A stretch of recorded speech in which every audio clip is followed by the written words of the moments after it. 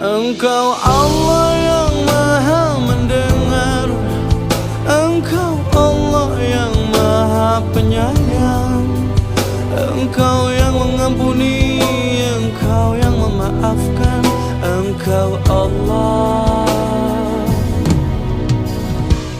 Allahur Rahman, Allahur Rahim, Allahul Malikul Qudusus Salam, Allahul Mu'min, Allahul Muhaimin, Allahul Azizul Jabbarul Mutakabbir.